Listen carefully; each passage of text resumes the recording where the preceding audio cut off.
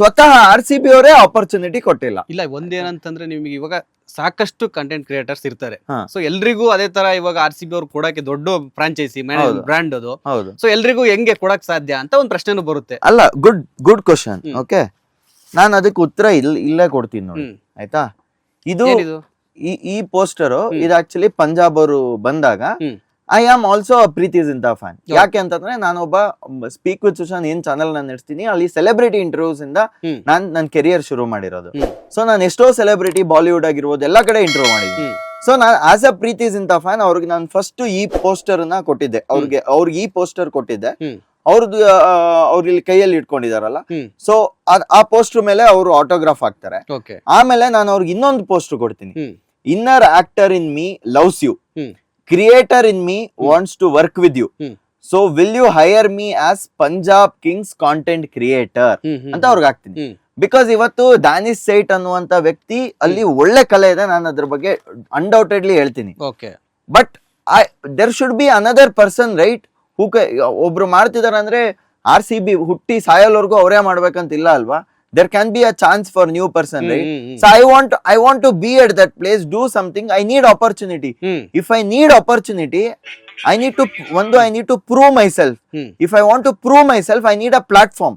ಈಗ ನಂಗೆ platform RCB ಅವ್ರಿಗೆ ಕೇಳಿ ನಂಗೆ ಕೊಟ್ಟಿಲ್ಲ ಅಂತಂದಾಗ, ಈಗ ನಾನು ಇನ್ನೊಬ್ರು ನನಗೆ ಕೊಟ್ರು ಅಂತಂದ್ರೆ ನಾನು ಅದನ್ನ ಖುಷಿಯಿಂದ ಸ್ವೀಕರಿಸಬೇಕಲ್ಲ.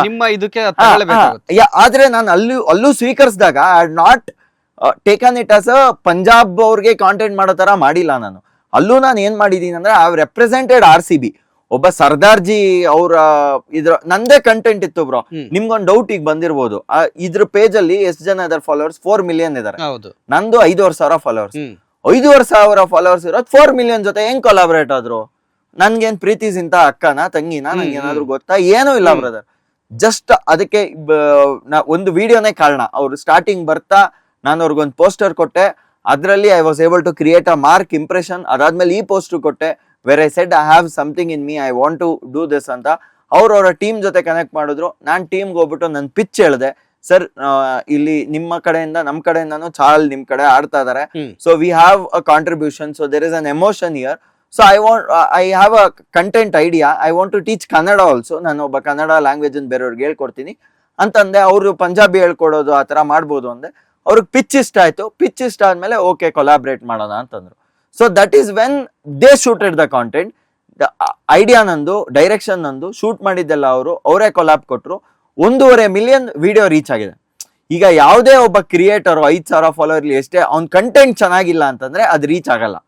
1.5 million ರೀಚ್ ಆಗಿದೆ ಅಂದ್ರೆ ಕಂಟೆಂಟ್ ಚೆನ್ನಾಗಿದೆ ಅಂತ. ಕಂಟೆಂಟ್ ಇಸ್ ದ ಕಿಂಗ್ ಇವತ್ತು. ಹೌದು, ನೀವು ಅದ್ರದ್ದು ಹೇಳಿದ್ರಿ, ರೀಚ್ ಆಯ್ತು, ಪಂಜಾಬ್ ನಿಮಗೆ ಅವಕಾಶ ಕೊಡ್ತು.